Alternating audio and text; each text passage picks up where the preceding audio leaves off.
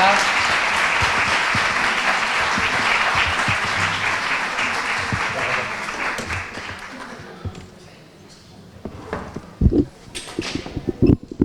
Parece la radio española, Lo es. Pues así, con la bonita música de Jorge Santiago, les damos la bienvenida a esta sesión de tarde de las jornadas sobre fibromialgia y síndrome de fatiga crónica, que está organizando y que está llevando a cabo la Federación de Fibromialgia y Fatiga Crónica de Castilla-La Mancha. Unas jornadas que además son declaradas de interés sociosanitario por la Junta de Comunidades de Castilla-La Mancha.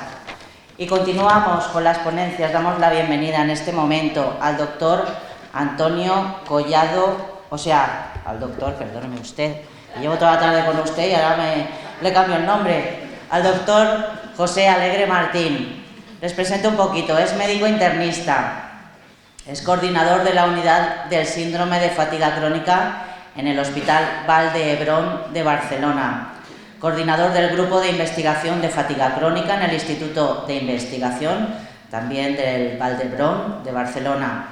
Es profesor de Medicina en la Universidad Autónoma de Barcelona, miembro ejecutivo de la Red Europea del Síndrome de Fatiga Crónica, miembro vitalicio de la Asociación Americana del Síndrome de Fatiga Crónica y también es miembro del Instituto Aliaga en la Clínica del Pilar de Barcelona. El doctor José Alegre Martín nos va a ofrecer una ponencia sobre el impacto de la fatiga crónica a consecuencia de la infección por el COVID-19. Bienvenido.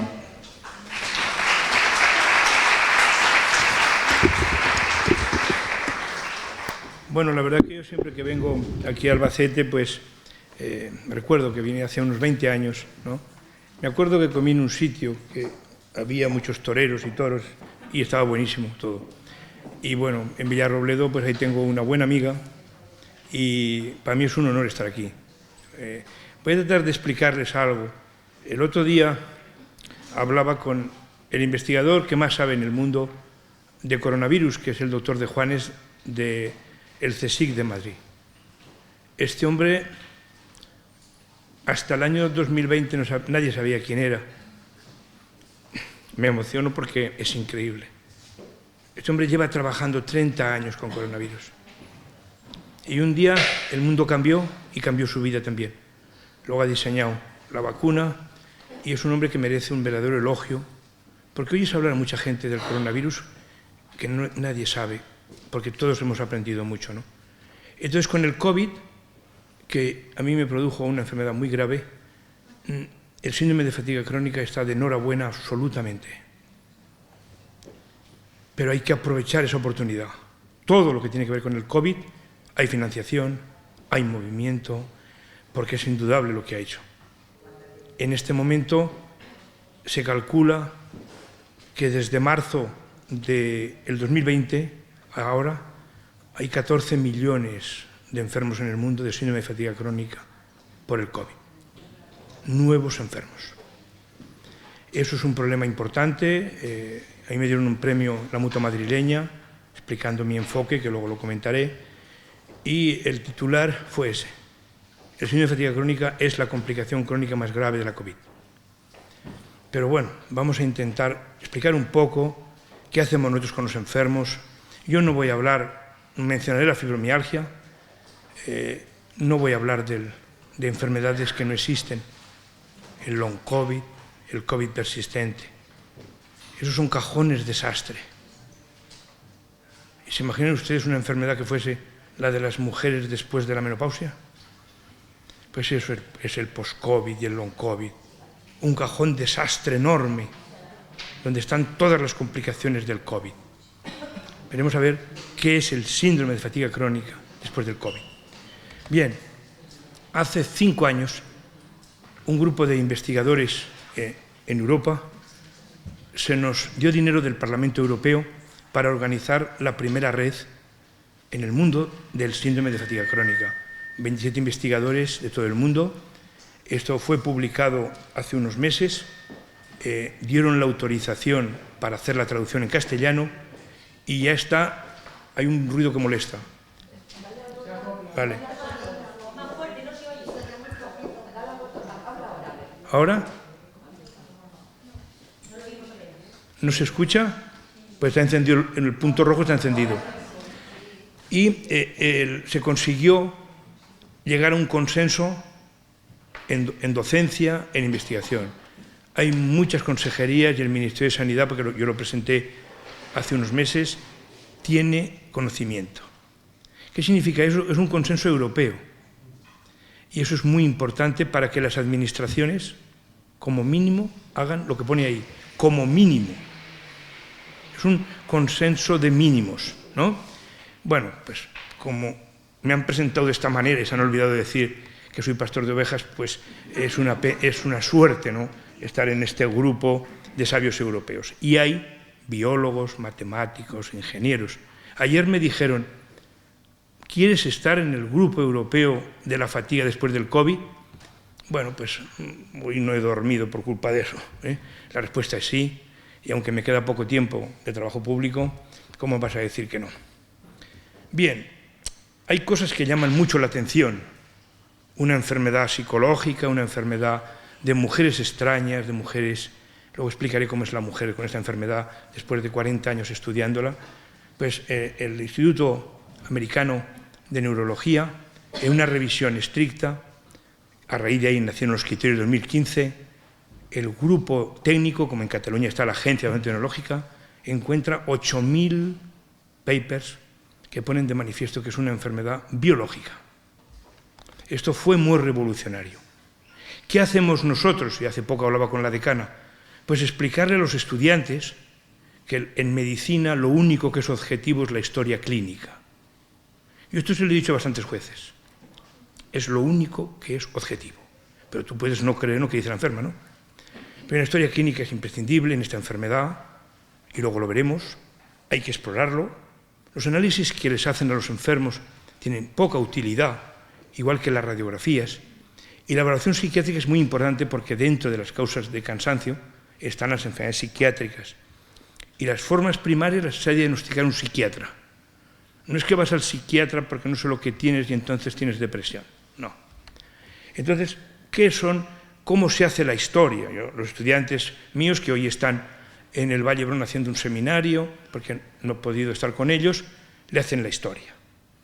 Y los enfermos son idénticos en la historia clínica. Se levantan por la mañana agotados, física e intelectualmente, el sueño no les repara, cuanta más descansan, peor están, eso es casi patognomónico, y cuando hacen un ejercicio no lo toleran. Cuando eso dura más de 6 meses, es altamente probable que tengamos una fatiga crónica, con un síntoma. Pero esta enfermedad tiene muy mala leche. Después no tolera el ejercicio físico. Luego le falla la concentración. Sueño no reparador, cansancio por la mañana limitante, intolerancia al ejercicio, eso es un síndrome de fatiga crónica. Yo cuando he visto a estos enfermos, pues me hubiese gustado equivocarme, pero no lo he hecho nunca. Aún no me he equivocado. El enfermo que explica eso tiene esa enfermedad. El grupo canadiense introdujo unos criterios muy interesantes que luego iremos viendo, porque estas enfermas explican de media 150 síntomas. Entonces, aquí sí que hay que hacer un aprendizaje en cómo lo clasificaremos. Otra revisión demuestra que este síntoma es imprescindible, que el enfermo cuando hace un ejercicio no lo va a tolerar bien. Y esto hay que medirlo. La enferma cuando sobrepasa un pequeño ejercicio, lo dice en la consulta, lo pago. Y lo paga probablemente varios días después. Ahí está la primera investigación importante en la fatiga. Ahí, en por qué pasa eso. Y el grupo americano, cuando revisa, pues, el síntoma, la intolerancia al ejercicio, el sueño que no repara, el deterioro cognitivo. Es una enfermedad tremendamente fácil de diagnosticar, y Antonio y Cayetano y muchos han formado a cantidad de médicos en toda España y a pacientes también, ¿no, Antonio? Y en fibro, y yo pues con otros compañeros pues lo hemos hecho en fatiga, igual que explicamos en la facultad pues la artritis reumatoide o el asma, ¿no? Este es el primer problema que a mí me pasó cuando yo vi que las 100 primeras enfermas que yo había visto, brillantes, son personas muy brillantes, tienen un coeficiente intelectual medio muy alto, con mucha capacidad. Luego descubrimos en los estudios que hicimos con el grupo de psicología del Vallebrón que tienen un defecto enorme, que es el perfeccionismo y el alto nivel de exigencia. Eso dicen los psicólogos que le conlleva a no saber pedir ayuda. Y eso es fundamental en la enfermedad, saber pedir ayuda. Pues yo vi que el 60% de las enfermas que había visto, que la mitad tenían estudios superiores, ya no trabajaban en el momento de la consulta.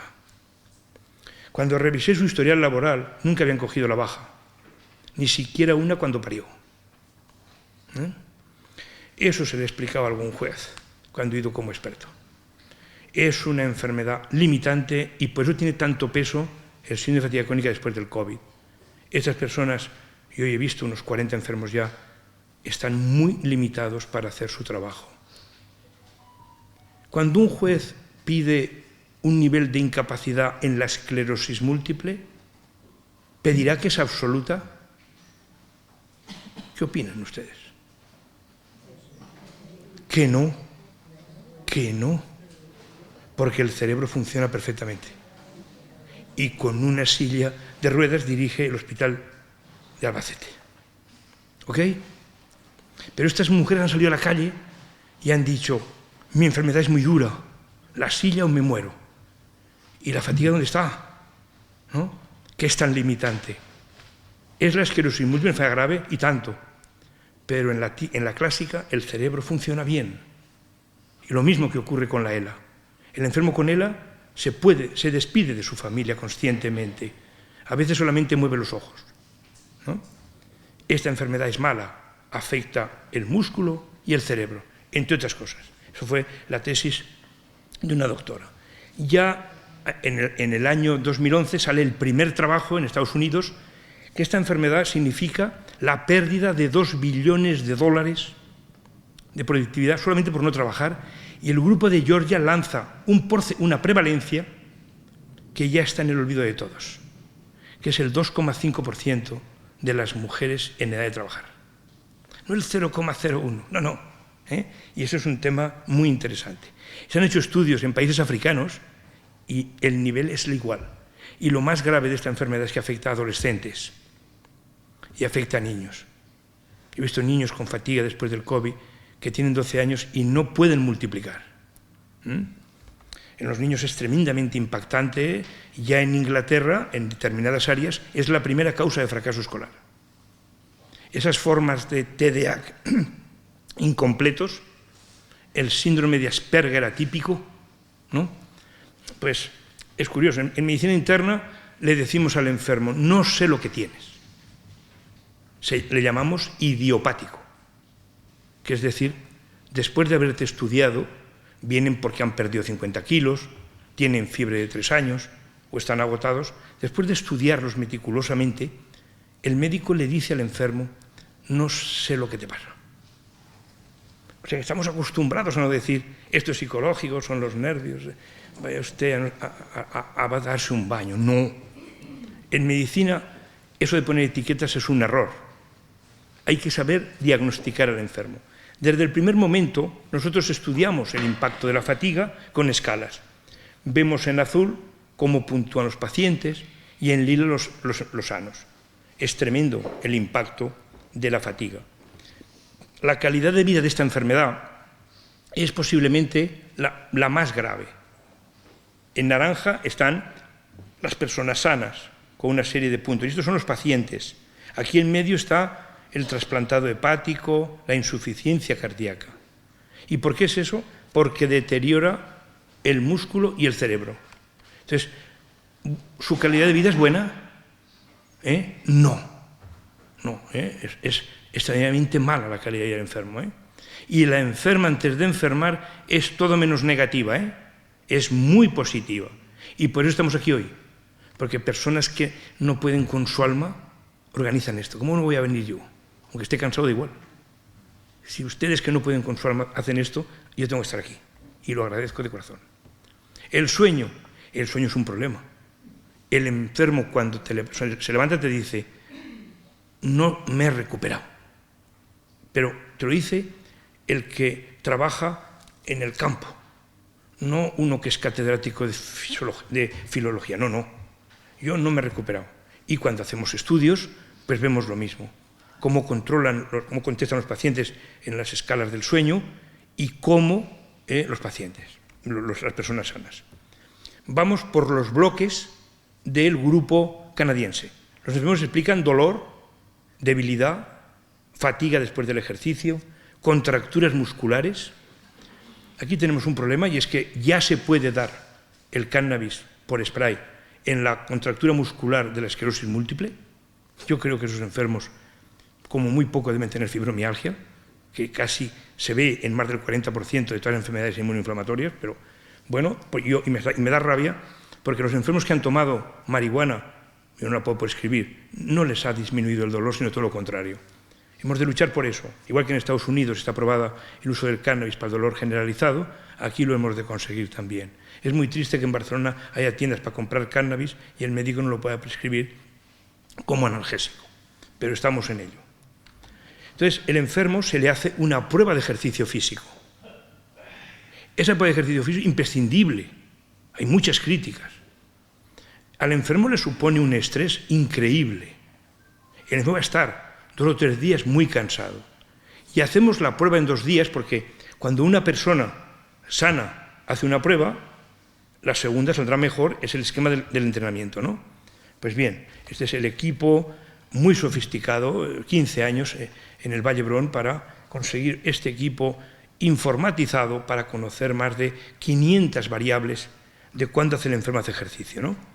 Y hay establecidas unas clasificaciones, unas clases de la clase funcional A, B, C y D, que viene marcada por el consumo de oxígeno cuando hace la prueba. Bien, los enfermos en clase C, cuando tienen insuficiencia cardíaca, les trasplantan el corazón. Vamos a ver dónde están nuestros pacientes con síndrome de fatiga crónica. El 70% C y D. Y esta prueba no la pueden hacer un 8% de enfermos que están en la cama siempre. Yo tengo enfermos que no he conseguido que salgan de la cama. Y habré visto unos 200 enfermos con gran invalidez. Esto es objetivo. Esto lo utilizan los jueces como elemento objetivo. ¿Cómo que no se puede medir? Pero esto ha sido fruto de la lucha de los grandes fisiólogos que a mí personalmente pues me creyeron mucho, ¿no? Y dicen, ¿por qué no te hicimos caso? El enfermo cuando hace ejercicio no consume oxígeno. Entonces esto es un problema. Bien, el grupo de la Universidad de Cornell en Nueva York, que Jesús Castro, que está conmigo en investigación, estuvo hace unos 2 años, estuvo 9 meses, ha recibido del Instituto Nacional de Salud Americano $11 millones. Y ha sacado un trabajo increíble. Estudia las moléculas que se liberan cuando un enfermo hace ejercicio, que es la parte de arriba, y cuando lo hace un paciente. Ahora están con ingeniería artificial para diseñar las moléculas. O sea, el enfermo reacciona de una forma muy anómala y conseguiremos saber por qué. ¿Qué pasa cuando hacen el estudio, cuando se está recuperando? Pues aquí el drama es mayor. Las diferencias entre los controles y los enfermos, uno amarillo y otro en rojo. Este es un tema enorme porque de aquí saldrán moléculas de tratamiento. La enferma dice, bueno, este es un síntoma que me preocupa no mucho. Pero yo, doctor, soy catedrática de biología. Otra le propusieron hace un año ser la portavoz del gobierno. La otra está en el Parlamento de Cataluña. ¿Qué le pasa? Que le falla la memoria inmediata, la planificación, las tareas, el cálculo. No se concentra. Cuando lee no se entera. Se confunde, se desorienta y no le salen las palabras. Y esto le pasa a todos los pacientes. Por eso, en Cataluña, cuando la enferma dice tengo síndrome de fatiga crónica, el carnet de conducir siguen, pero condicionado. Porque claro, si la enfermedad tiene una incapacidad absoluta por deterioro cognitivo y conduce, no está muy bien. Yo cuando digo esto, las enfermas me quieren morder, porque solamente falta eso, ¿no? Pero es necesario. Yo he visto accidentes muy importantes, gente que van en contradirección porque no se dan cuenta. ¿Qué hemos de hacer? Pues medir estos parámetros. Y aquí aún estamos con un problema. Los que trabajan con Alzheimer, cuando utilizan cuestionarios, detectan problemas que el enfermo no explica. Nosotros aún no hemos conseguido diseñar un programa neuropsicológico que nos detecte todo. Esto fue la tesis de Santa Marina, una chica que yo le dirigí la tesis. Fue uno de los primeros bloques que se hicieron. Ahora tenemos la suerte de trabajar con un programa que no tiene el sesgo del investigador, que es un programa informatizado para estudiar determinadas funciones del enfermo con fatiga. Y estos son pruebas objetivas de los deterioros. Aquí, sobre todo, hay que centrarse en que mide la velocidad de procesamiento. ¿Eso qué significa? Que cuando un niño o un adolescente está en el colegio, primero le dan una minusvalía alta, porque va a necesitar un tutor externo, no todos los días para ir a clase, una persona que le explique las cosas. Los exámenes se transforman en trabajos, hay que trabajar mucho, y en selectividad están 7 días. Pero ojo, que el pediatra lo había diagnosticado de dolores del crecimiento y de algo psicológico. Y yo he visto a grandes pediatras en la consulta llorar, porque no se lo podían creer que hubiesen, de manera totalmente involuntaria, haber hecho ese diagnóstico previo, ¿no? Entonces, falla la velocidad de procesamiento cerebral. Y ya se sabe que en esta enfermedad está enferma lo que une las neuronas, la microglía. Oirán hablar mucho ustedes de eso. Van a oír hablar de que la L-Dopa y el Parkinson ya son historia, en cambio la microglía sí tiene historia, ¿no? ¿Por qué el COVID produce falta de olfato? Porque lesiona los receptores de la nariz que informan a la microglía. Es un problema porque la microglía está en el cerebro, cómo introducimos sustancias ahí, pero esto es muy nuevo y ya hay trabajos muy bien hechos en las que hay zonas del cerebro que tienen atrofia. Eso es muy importante. La resonancia, pues lógicamente está revolucionándolo. Este es un tema que hay que aclarar muy bien. El enfermo tiene el estómago y el intestino muy enfermo. Luego explicaremos por qué. Está inflamado. Cuando te rompes un pie, te ponen el pie en reposo, ¿no? ¿Y el estómago cómo se pone en reposo? Entonces todo se intolera. Es que todos los enfermos tienen una gastritis crónica. Entonces, el gluten, una cosa es la celiaquía y otra cosa es la intolerancia al gluten, que es una entidad que ya se conoce. Se inflama una zona del intestino, retiras el gluten y mejora eso, pero nada más, ¿no? La lactosa, dicen los expertos en intolerancia alimentaria, que todos adultos somos intolerantes a la lactosa. Luego deberíamos tomar productos sin lactosa. Y la intolerancia a la fructosa, pues también la vemos. Esto es una enfermedad cruel. Una enferma que huele el perfume que se puso para ir a ver a su primer novio y ahora pierde el conocimiento. La enfermedad química múltiple es una enfermedad grave. Tenemos escalas y en Cataluña, cuando un enfermo con enfermedad química múltiple va a un hospital, enseguida se le aplica un protocolo para estar aislado y que nadie entre con perfumes. Hoy me preguntaba mi mujer, ¿la colonia no? Digo, la colonia no, porque es imposible, ni un poquito, porque hay enfermedades que le hacen mucho daño. Entonces, a mí me explicaron en el año 80, en el Vallebrón, que el asma era una enfermedad psicosomática. Pues ahora también lo dirían de la sensibilidad química múltiple, ¿no?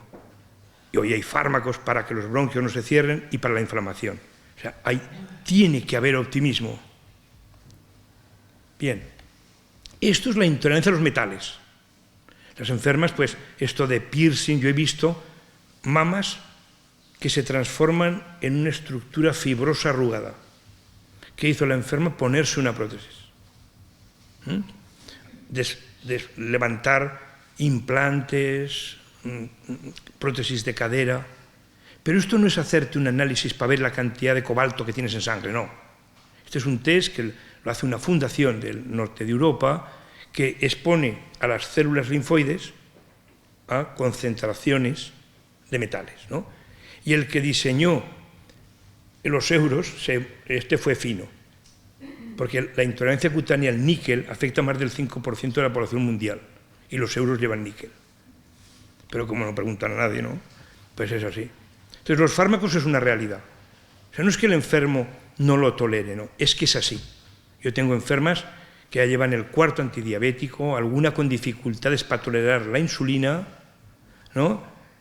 Eso sí, este sistema inmune hace que cuando tienen un tumor la respuesta es buena. Alguna ventaja han de tener. Este es un tema nuevo, el electromagnetismo. Son personas, yo habré visto unos 100, que cuando están con el microondas han cambiado digamos, los contadores de la casa o están con el wifi, se les bloquea la mano, no pueden pensar y tienen dolor. El otro día un enfermo se puso a conducir un camión eléctrico y tuvo que parar a los 5 minutos. Esto es un tema muy nuevo, es la gran epidemia y los efectos que hace el 5G sobre la transmisión neuronal no son buenos para el sano. Esto está en gran discusión y por eso hay países que el 5G tardará en incluirse. Falla el cerebro, falla el músculo. Ahora falla el sistema vegetativo. Esto es un sistema olvidado en medicina. En anatomía te lo explican en 2 minutos, en fisiología en 3 y en clínica nada. ¿De qué se encarga este sistema? De estar de pie, de que el corazón vaya a un ritmo, de que el intestino vaya a un ritmo, de que la vejiga funcione de una manera, de que tengas deseo sexual, de que tengas pues, un orgasmo, de que puedas enfocar. Es una enfermedad primaria del sistema nervioso vegetativo y de los porcentajes que tienen los enfermos. Fíjense ustedes la disminución de la libido en mujeres de 45 años. Ellas dicen, se fue de vacaciones, ¿no? De manera amigable. No, para no volver, pues hay muchas maneras, ¿no?, de hacerlo volver. Y esa es una de las técnicas que utilizan en los grupos, ¿no? Ver todo positivo. Entonces, cuando nosotros estudiamos con escalas todos los parámetros que se miden en la función vegetativa, vuelve a pasar lo mismo que ocurría en la fatiga y en el sueño.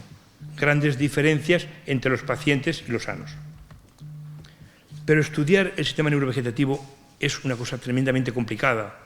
Hay que hacer pruebas de motilidad intestinal, rectal, estudios de acomodación, estudios del sueño. Y entonces, un grupo de ingenieros que habían trabajado... esto se me ha olvidado. Yo como pastor de ovejas, si oigo otra vez el móvil, me voy. En esto soy talibán. El único. Entonces, este grupo de... Yo tengo que hacer un gran esfuerzo para que ustedes me entiendan. Entonces, este grupo dijo, ¿cómo podemos medir parámetros del sistema vegetativo sin tener que hacer exploraciones agresivas? Entonces, aquí está el éxito está en un móvil, donde ponen un programa que ha recibido muchos premios. Este invento ha dado lugar a una empresa en la UAB, un spin-off. Por parte de ellos está, lógicamente, pues, el Fútbol Club Barcelona, que está muy interesado en la fatiga del deportista de élite, ¿no? ¿Y qué hemos visto? Pues que con 5 minutos de registro estudiamos más de 45 parámetros relacionados con la variabilidad cardíaca. Bien, eso dio lugar a una publicación en una revista de medicina importante y lo más increíble, que hace unos meses yo estaba en una revista de ingeniería básica, sensor, y no sé lo que es un sensor, ¿no? Pero eso quiere decir que los médicos tenemos que estar rodeados de matemáticos. Ahora dirijo la tesis de un matemático, doy clases a los ingenieros. Eso es increíble porque recuerdo que soy pastor de ovejas. Entonces, ¿qué vemos en un registro gráfico? Vemos una persona sana. Aquí si pusiésemos Iniesta, el mejor jugador del mundo, cuando jugaba al fútbol, todos serían puntos. Y esto es el registro de una enferma con fatiga crónica que fue 10 años campeona de 100 metros lisos en España. O sea, no se mueve. Esto se utiliza en el deporte pero cuando esté este patrón no va a entrenar. Es un parámetro para ver la variabilidad. A estos enfermos les pasan cosas extrañas. Cuando están muy cansados están hipotérmicos, pero en agosto 33. Cuando hacen un ejercicio, en lugar de bajarles, de aumentarles la temperatura, tú cuando corres por Albacete al invierno, ¿qué te vas poniendo abrigos o quitando? Cada vez te quitas más cosas, ¿no? Allí en Teruel, que también le pega, cuando yo estudiaba allí, cada vez me quitaba más, ¿no? Y como decíamos, la María, fíjate qué guapa se ha quedado, ¿no? Porque estaba solo pues con la camiseta, ¿no? Pues estos enfermos cuando hacen un ejercicio, baja la temperatura corporal baja de una manera escandalosa, es una prueba y fíjese lo importante que es que aumente, porque se dilatan las arterias de las piernas y puedes hacer ejercicio. ¿Qué quiere decir? Que como a mí me explicó un profesor de fisiología en el 77, el sistema nervioso autónomo tiene de autónomo solo el nombre, está hiperconectado el sistema nervioso autónomo. Nosotros vimos que a estos enfermos les pasaba algo durmiendo. ¿Y qué hicimos? Pues fuimos a buscar los que más saben en España, o uno de los que más saben en ritmo circadiano. El ritmo circadiano es la base de casi toda la genómica farmacológica actual. O sea, nosotros vivimos con ritmos, esto en las mujeres que hemos estudiado, el ritmo circadiano, tú duermes por la noche, tienes unas fases, te recuperas y luego durante el día, ¿no? Pero en este grupo, lógicamente al principio pensó, eran catedráticos de una cosa que se llama cronobiología, de la Facultad de Farmacia. Pero esto no es psicológico, digo, bueno, si queréis que empecemos, vamos a hablar de otra manera, ¿no? Empezamos a trabajar y a los 6 meses ya habíamos publicado un trabajo en Plus One, que es pionero porque es el primero, donde se demuestra que por la noche el enfermo está simpático. Por eso, aunque tenga 12 horas el cargador puesto del móvil, no carga y lo va a tener que hacer por el día.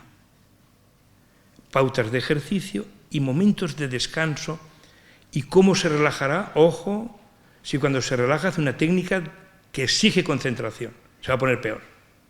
Pero si es una técnica, por ejemplo, escuchar cómo tocaba este chico la guitarra, si te gusta la guitarra, pues eso es una técnica extraordinaria y sencilla, ¿no? A nivel del sistema inmune, los que hemos visto enfermos con enfermedades inmunes, pues les duelen las articulaciones, se les hinchan las manos, les duele la garganta, tienen febrícula, los ganglios del cuello, o sea, tienen fenómenos. No nos sorprendía que tuviese una enfermedad inmune. ¿Qué se ha hecho? Pues bueno, nosotros buscas a los que tienen dinero.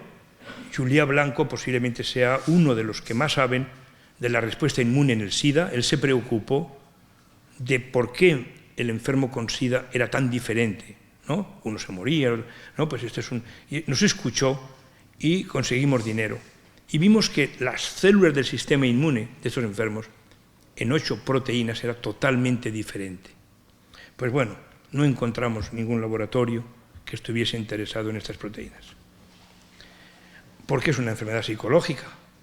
Y en la industria farmacéutica existe la figura del Papa, persona que sabe, ¿no? Pero que sabe del lupus, ¿no? No, esto no existe, y si ese dice eso, ya no hay dinero. Estamos venciendo esa fase también. Entonces, sabemos que falla la proteómica de las mitocondrias. ¿Qué son las mitocondrias? Donde está la energía. Este es un estudio espectacular. Esta es la revista de más prestigio de investigación biomédica en Estados Unidos, PANAS. Estos investigadores nunca habían publicado un trabajo del síndrome de fatiga crónica. Nunca. Excepto los clínicos. ¿Qué hicieron? Estudiaron los metabolitos. Y con 8 metabolitos diagnosticaban con precisión al 96% de las mujeres enfermas, según los criterios. Pero fueron más lejos. Demostraron que la respuesta celular era homogénea. ¿Qué es eso de heterogéneo, cajón desastre? No sé dónde ponerlo, no. Clínicamente ya no es, pero a nivel molecular, este es el primer grupo que lo demuestra. El grupo de la Universidad de Oslo, estos pues, han hecho muchos trabajos, porque en Oslo los médicos pidieron perdón a los pacientes en la prensa. Los médicos y los investigadores le pidieron perdón a los pacientes públicamente. Y el ministerio puso dinero para investigar. Eso sería bueno, ¿eh? igual que es fantástico que se aplauda, también sería bueno, ¿no? La autocrítica, yo soy un autocrítico puro, constructivamente. Pero esto hicieron. Entonces tienen dinero y están estudiando ya todos los metabolitos que son diferentes en el síndrome de fatiga crónica, en su evolución y en los controles sanos. ¿Qué es esto? Esto es la flora intestinal. Yo llevaba una semana sin dormir por culpa de esto y ahora vengo, ¿qué es esto? Pues que tenemos que estudiar la microbiota. ¿Para qué sirve hoy, en este momento, en asistencia, hacer una microbiota en cualquier enfermedad? Tiene poca utilidad práctica, porque Eugenia y su marido, que comen lo mismo, lo tienen diferente, ¿no? Pero en el momento se pueda personalizar las bacterias que tienen y se puedan modificar con robots informáticos el comportamiento de las bacterias y se diseñe un probiótico personalizado, ahí estaremos, y esto es lo que estoy preparando ahora, que lo acaba de sacar el Ministerio con una empresa, ¿no? Van a analizar datos de los enfermos, clínicos, metabólicos, microbioma, y luego con un macroprograma informático compararán con los controles sanos. El grupo americano, que todos que están aquí pues, han sido mis maestros, pues publican trabajos, porque el año pasado el Instituto Nacional de Salud americano les dio 40 millones de dólares para investigar en el síndrome de fatiga crónica. Y ya hay proyectos específicos. En España, pues, bueno, alguna vez pues, nos dan algo, es importante que nos den, y en Europa están en ello, nos estamos en contacto con los políticos, con los eurodiputados del Parlamento, y yo creo que se podrá conseguir pronto. Si esta enfermedad hasta ahora es mala, los primos se llaman fenómenos comórbidos. Yo estoy trabajando ahora en un proyecto con el compañero que ve intestino irritable en Vallebrón, el doctor Santos, una personalidad mundial. Pues este proyecto ha sido becado con 6 millones de euros por Europa. Y es para estudiar eso, que el síndrome de fatiga crónica no está solo, no está solo. Está la fibromialgia, 58%. Y me acuerdo cuando mi amigo Jordi Carbonell, que hace tiempo que no sé nada de él, pues publicó en el lupus, tenía el mismo porcentaje. El síndrome seco lo tienen todas ustedes, pero no tienen los anticuerpos del Sjögren, algunas sí. Vaya problema, los ojos, la boca, la vagina, aunque seas joven, te has de poner lubricante. Es un problema, porque el síndrome seco no solo es sequedad, es inflamación. Por eso molesta y duele, y es muy molesto eso de ponerse gotas, ¿no? O ponerse 2 veces a la semana un lubricante vaginal, eso es molesto. La endometriosis es un fenómeno inmunológico, no endocrino. Enfermedad dura, produce dolor. El síndrome de la articulación de la mandíbula está ahí, dentro de estos síndromes, y a veces el enfermo pues, les hacen cantidades de intervenciones, aquí hay que colocar una férula. La disfunción del tiroides forma parte de la enfermedad, porque el tiroides es un órgano receptor en la respuesta inmune. Después del parto hay muchas tiroiditis, y esto es así, ¿no? Luego está una cosa que en mi pueblo es una virtud, la María se mueve como la goma, y el síndrome de hiperlaxitud es una enfermedad de pocas bromas, ¿no? Es frecuente que la enfermedad sea perfeccionista, brillante, que se mueva como la goma, cuando era joven, ¿no? Eso se repite, ¿no? Y ya se está repitiendo en su hija. Su hija es perfeccionista, brillante y con dolores del pseudocrecimiento, ¿no? ¿Y qué estamos viendo? Que progresivamente la vitamina D se está yendo de paseo. ¿Por qué? Porque la vitamina D es un regulador de la respuesta inmune. Cuando ustedes tienen la regla, están muy cansadas. Cuando están embarazadas, yo he visto 33, la fatiga no se existe. Todo esto se normaliza. Por eso entiéndese, cuando un enfermo, un médico ve a alguien con un lupus y está embarazada, le quita la medicación. Si le quitas eso a una que tiene tuberculosis, vas fino, ¿no? ¿Y por qué pasa después de parir? Desmadre hormonal. Otra enfermedad cruel, la depresión posparto. Yo he visto a una enferma llorar, un día, cuando el SIDA. ¿Qué te pasa, María? Dice, mi hija se va a morir. ¿Y usted lo entiende, doctor? Digo, sí, lo entiendo porque es tu hija. Pero es imposible que tu hija sea menos deseada de lo que fue. ¿Por qué tiene el SIDA ella? Porque 3 las violaron. Y lloraba. Esa quizá tenía motivos para deprimirse después del parto, ¿no? Pues no, era su hija. ¿Qué es eso de la depresión reactiva posparto? Después del parto se desencadenan enfermedades inmunes, enfermedades psiquiátricas, pero estar triste por tener un hijo sano, ¿dónde está el fundamento científico? La fibromialgia, pues es una enfermedad que has hablado mucho. Yo creo que todo el mundo sabe pues, lo que significó, al menos para mí lo significó, y me alegré mucho de Antonio y de Miriam y de Cayetano, el trabajo del Journal Clinical Investigation, revolucionó no solamente a la fibromialgia, a la medicina, ¿no? Cómo se podía transmitir desde el humano a un animal de experimentación una enfermedad, creo que es un logro para aplaudirles, ¿no? Entonces, a nivel de psicología, ¿qué tienen los enfermos? Una ansiedad increíble, pero antes son un ejemplo. Cambian de carácter muy a menudo, hacen crisis de pánico. Y más que deprimidas, están hasta el gorro de estar cansadas, ¿no? Pero los diagnósticos psicopsiquiátricos de mis enfermas son increíbles. Depresión mayor bipolar resistente al tratamiento, trastorno de la personalidad límite, ¿no? Y lo más interesante, cada psiquiatra de prestigio que lo ha visto la ha diagnosticado de algo diferente. ¿Por qué? Porque no es psiquiátrica, ¿no? Entonces, cuando nosotros vemos cómo puntúan en depresión y ansiedad respecto al sano, estamos con la misma columna. Otro tema de gran importancia, esto es muy importante para los traumatólogos. Estos enfermos tienen de manera precoz artrosis en las manos, en la columna cervical, lesiones en los tendones, tendinitis de hombro, epicondilitis, túnel carpiano, condromalacia rotuliana, tienen también trocanteritis, pero son muy jóvenes. Y durante mucho tiempo el traumatólogo le ha dicho, esto es la fibro. Perdona, yo también lo decía. ¿Te duele el hombro? Esto es la fibro. Hasta que un día dije, hostia, como tenía déficit muscular, pensé, hostia, pues igual también es que es la fatiga, ¿no?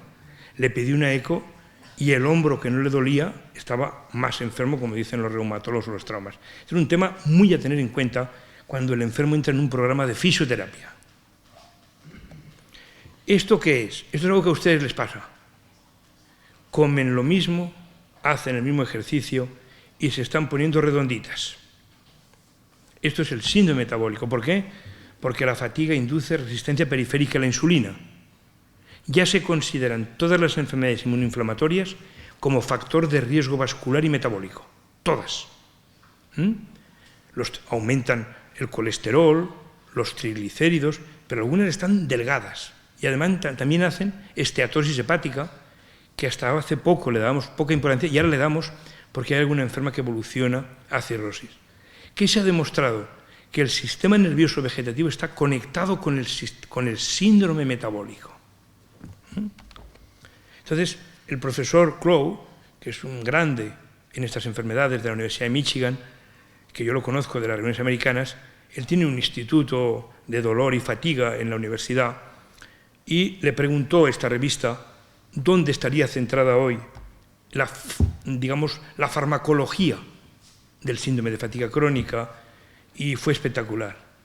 Disfunción mitocondrial, nuestros trabajos de coenzima Q10 NADH, pues, bueno, me encanta, ¿no?, que la industria nos apoyase para estar aquí. La disfunción inmune, ya el rentatolimod, nosotros tenemos la patente con alfa-1. Y a nivel de autoinmunidad, el grupo alemán, los enfermos que tienen anticuerpos, que están graves, con anticuerpos frente a los receptores muscarínicos, ya están haciendo plasmaféresis. O sea que aquí ya hemos entrado en un campo diferente. ¿La Eugenia firmará un consentimiento para que en el hospital le apliquen estos medicamentos de inmunoterapia? Yo creo que sí. Porque cuando van a ver al oncólogo no tiene ningún síntoma y se dejan hacer todo. Si eso puede mejorarle el bloqueo cerebral, firmará lo que haga falta. El ejercicio físico en esta enfermedad es necesario. Eso lo dice la literatura. Y en Cataluña acabamos de hacer una guía de fibromialgia y de fatiga que se presentó en el Parlamento hace unos meses, cuando estaba Arguimon todavía de conseller, y hay una línea, hay un capítulo del síndrome de fatiga crónica. Doctor, pero si yo hay días que no me puedo mover, ¿de qué me está hablando usted? Pero el ejercicio se ha de hacer individualizado. Bueno, usted anda un rato, luego para, hace la cama, esto es muy complicado. El tratamiento grupal ha fracasado siempre y el tratamiento individualizado es un éxito, ¿no? Bien, en el post-COVID ya hay trabajos del beneficio del ejercicio físico. Pero no sabemos lo que tienen estos enfermos. No sabemos si tienen una fibrosis pulmonar, se les cae la mano por un infarto cerebral, se ahogan por insuficiencia cardíaca o por embolia pulmonar, ¿no? Pero ya es una buena iniciativa. ¿Qué he aprendido yo en los años? Pues que el 15% de los que sobreviven al cáncer hacen esta enfermedad. Esto fue una de las cosas que mi amigo Baselga, de mi promoción, que murió hace 2 años, no entendieron los oncólogos. Que hiciese una unidad en el Memorial sobre la fatiga en el cáncer. La enferma sobrevive al cáncer, pero ahora no puede trabajar. El 15%. El otro día oí a una mujer hablando de las secuelas del cáncer de mama. Y relacionaba la disfunción sexual, ¿sabes con qué? Con que su marido no entendía cómo era el pecho ahora. ¡Wow! Igual es verdad, ¿no? Pero si está reconstruido, pero al menos debe ser diferente. Yo como hombre lo veo así, ¿no? Pero será la más de guapo, si es tu mujer. O sea que no. Ahí influye la fatiga.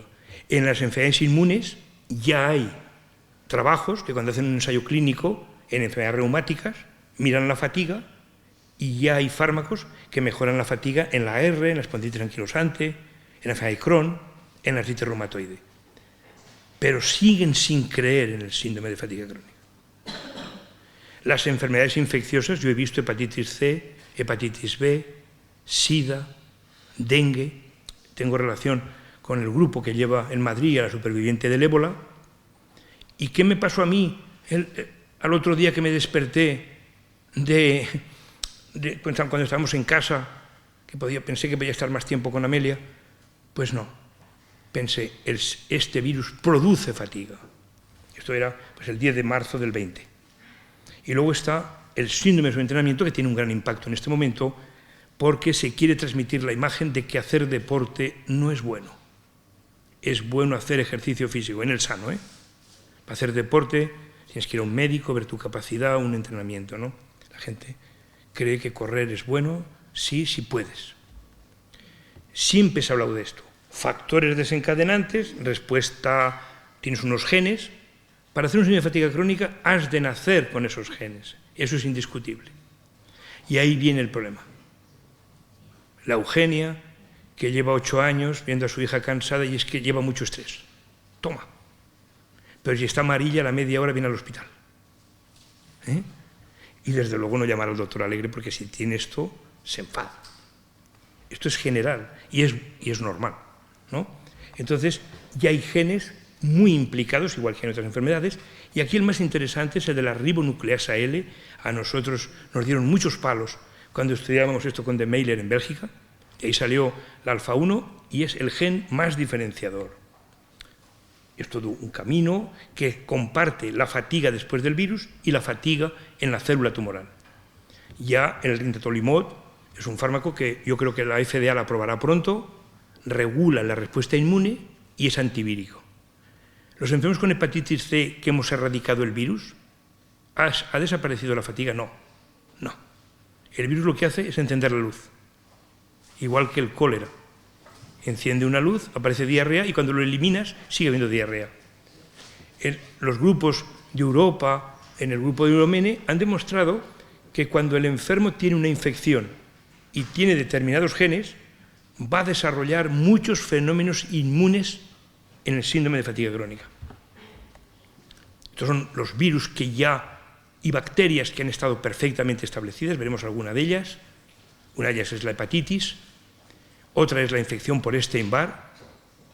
¿Cómo puede empezar el telediario diciendo un señor, que lo aprecio como periodista, que hay un gran descubrimiento? el virus de Epstein-Barr produce la esclerosis múltiple. Manda cojones. Manda cojones. Menos mal que Montalbán dijo, perdón, está asociado, porque en Barcelona el 98% tienen ese virus. Claro, es pánico, ¿no? Tendrían que controlar estas noticias. El Epstein-Barr en esta enfermedad ha sido muy bien estudiado y no nos gusta nada que las hijas de los enfermos con fatiga tengan una mononucleosis infecciosa. No nos gusta nada, porque es un virus malo, un virus que va a provocar una respuesta inmune muy severa. La forma clínica está muy enfermo, está agotadísimo, se le inflama el hígado, ¿no? y hay muchos estudios víricos en marcha. El virus del herpes 6 y el herpes 7, que producen enfermedades en los niños, también se correlacionan con la severidad del síndrome. El virus de la encefalitis del Nilo es un trabajo de manera increíble. El año pasado se diagnosticaron 90 casos en Andalucía de este virus. Más del 15% hacen una fatiga severa después de la evolución. El ébola es casi universal. Los supervivientes africanos del ébola quedan prácticamente todos incapacitados. La Fundación Bill Gates ha cogido cartas en el asunto y saldrán trabajos espectaculares. ¿Ustedes han oído hablar del síndrome postpolio? La poliomielitis es una enfermedad que hizo mucho daño. No tienes muslo, no tienes una silla, ¿no? Eso es la poliomielitis. Y luego hay enfermos que se infectan con el virus de la polio, afortunadamente todos nosotros estamos vacunados, ¿no? Hacen un cuadro de fatiga, ¿no? O sea, el Epstein-Barr produce 7 enfermedades diferentes. La hepatitis C, 7. Y la polio 2. Pues ahora estamos con una fundación para hacer trabajos en el síndrome postpolio para aprender. El 70% tienen fatiga. Y cuando un investigador que no conoce bien la fatiga habla de dónde está el origen del síndrome postpolio, pone la fatiga como elemento central. Y siempre era una cosa que parecía que era de la denervación de los nervios de la pierna. Los síntomas son clavados. Y hay escalas. Podemos medir la función cognitiva. Podemos medir cómo funcionan los músculos. Pues si ustedes se sienten abandonados, cuando digan a alguien de la asociación postpolio, eso sí se llama abandono social. Increíble este problema social. Y ahora estoy dirigiendo una tesis de sociología sobre la violencia simbólica en el síndrome de fatiga crónica. Luego, si quieren, les diré qué es eso. Podemos estudiar bien y comparar el diafragma. ¿Por qué es muy difícil hacer fisioterapia respiratoria con ustedes? Porque para que el diafragma se mueva hace falta que el músculo se accione y se coordine. Y ahí está el vegetativo. Por eso hay fisios muy bien preparados que fracasan porque no conocen que el diafragma está enfermo. ¿Es fácil estudiar el diafragma? No, es difícil. ¿Y qué se ha ensayado ya? Pues inmunoglobulinas, muchas. Y esta es otra enfermedad que está muy de moda. Es lo que se llama el Lyme crónico. La enfermedad de Lyme. Esta es una enfermedad por borrelia y que hay muchas enfermedades de fatiga crónica que les han diagnosticado de Lyme crónico. Pero es curioso, cuando les haces anticuerpos frente al virus, frente a esta bacteria, se ve en las zonas rurales porque la transmite una garrapata. Y es una enfermedad que cuando afecta, en la fase aguda afecta a la piel, el sistema nervioso, y luego queda un síndrome de fatiga crónica de libro. Nos interesa mucho, hay una asociación muy potente en España, pero es muy difícil diagnosticar científicamente el síndrome postpolio. Entonces, un poco los criterios, para que ustedes vean los síntomas del síndrome después del Lyme y el síndrome de fatiga crónica. Tienen las mismas diferencias que en los controles sanos, su calidad de vida. Se han hecho estudios de microbiota y colocan a los enfermos con una precisión casi de 1. Bien. Y los coronavirus, ¿qué descubrí yo con los coronavirus allí aquel 10 de marzo? Hostia, que había 2 previos. Por eso, cuando los japoneses venían a ver la Sagrada Familia, llevaban una mascarilla todos. Porque estos virus produjeron la mortalidad al 30% de los que se infectaron. ¿Y qué había pasado con estos pacientes en la evolución? Pues que habían hecho un síndrome de fatiga crónica. Esto pues me puso muy dinámico y, bueno, pues ya el grupo europeo lo lanzó, la vanguardia lo cogió y el profesor Trilla también le pareció interesante, y a la semana la CNN, Tony Komarov, que describe la fatiga en Harvard, y el profesor Fauci, este chico que es un gran clínico, que es el asesor de los presidentes americanos, dice que el síndrome de fatiga crónica lo producirá el COVID-19. Entonces, esto es tremendamente interesante para nosotros. ¿Por qué? Porque trabajamos con un virus que hoy se conoce enormemente. Se sabe muchísimo. Ha sido un éxito enorme de la medicina, la vacuna del virus. Y fíjense ustedes, llevamos tanto tiempo y ¿hay algún antivírico eficaz? Si estás grave te lo ponen, pero los estudios no terminan, ¿no? Yo tengo un amigo en Bethesda, que es el profesor Alter, que trabajó con el virus de hepatitis C, y este hombre le dieron el premio Nobel hace 3 años, y ha diseñado fármacos para eliminar el virus, el primer virus que se elimina. Y cuando le preguntas de la vacuna dice, bueno, Chicago es bonito. No sabe por dónde empezar, ¿eh? Y su grupo ha descubierto fármacos que eliminan el virus. Esto no es que no les interese estas cosas que escuchas, ¿no? No, del virus se conoce. Hoy todo el mundo sabe lo que es un antígeno, un anticuerpo, el pulmón, el cerebro, los receptores, ¿eh que sí? Porque la televisión lo ha hecho continuamente. Bien, y ya hay programas de inteligencia artificial y saben quién hace un COVID grave. Yo soy un hombre, más de 60, grupo A hipertenso, me tocaba la UCI. Así fue. Claro. Es así la medicina, la personalización. Y si a mí me lo explicaron eso, para que la medicina para mí fuese entusiasmo, o sea, la medicina no tiene sentido. Tiene sentido el enfermo, ¿no? Y a eso va la medicina. Baselga decía, ¿por qué hacemos quimioterapia? Hagamos tratamiento molecular, ¿no? Esto es un gran futuro para todos los estudiantes que tienen que vivirlo con emoción, porque ya no darán corticoides ni antiinflamatorios, darán otros fármacos. Todo el mundo sabe lo que es un linfocito, que hay una serie de sustancias ahí, de receptores, de moléculas que se están trabajando para cuando el enfermo está grave. Pues ya hay modelos en la fatiga con long COVID, en los que tienen después del COVID, pues hay una enfermedad mental, curiosamente le llaman niebla mental. O sea, ¿el Alzheimer es una enfermedad de niebla mental? ¿Eso no es una falta de respeto? Pues imagínate si tiene 15 años. Yo no sé si es la traducción al inglés, pero me pone nervioso eso. ¿Y qué pasa con el long COVID y post-COVID? Pues que hasta que no se aclaren las cosas y estudiemos los subgrupos, ¿no? Yo el curso que voy a organizar en la Universidad de Teruel, que casi seguro que invitaré a Antonio, pues, ¿qué ocurre? Que vamos a hablar del síndrome de fatiga crónica inducido y vendrán especialistas en cardiología para hablar de las complicaciones cardíacas. Pero ¿qué estudian los neurólogos? ¿Qué estudian los neurólogos de Albacete en el long COVID? Mi amiga, que me ha causado muy buena impresión, me lo dirá por internet. ¿Qué estudian los neurólogos? ¿Estudian la cefalea? ¿O qué estudian? Porque si estudian el deterioro cognitivo nos haremos muy amigos. Bien, hoy ya sabemos que hay técnicas muy nuevas como la nanotecnología, se podrá transportar de manera virtual pues, moléculas que irán directamente a un receptor. Ya se conoce, este es un trabajo de la Mayo, el fenotipo de los pacientes de un grupo de enfermos muy alto, del grupo de Massachusetts, con long COVID, y qué interesante. El programa matemático selecciona un grupo que se llama síndrome de fatiga crónica. Esto es interesante. Y hay alguna carta en Lancet que dice, señor, la OMS cambie los criterios del long COVID. ¿Qué es eso? ¿Todas las secuelas del COVID? No. Hay que estudiarlas todas. Y la fatiga es un modelo. ¿Por qué? Porque es una enfermedad multisistémica. ¿Qué se ha demostrado? Pues que el que tiene el Epstein-Barr es como un carril de tren del AVE. Por ahí va a toda leche el coronavirus.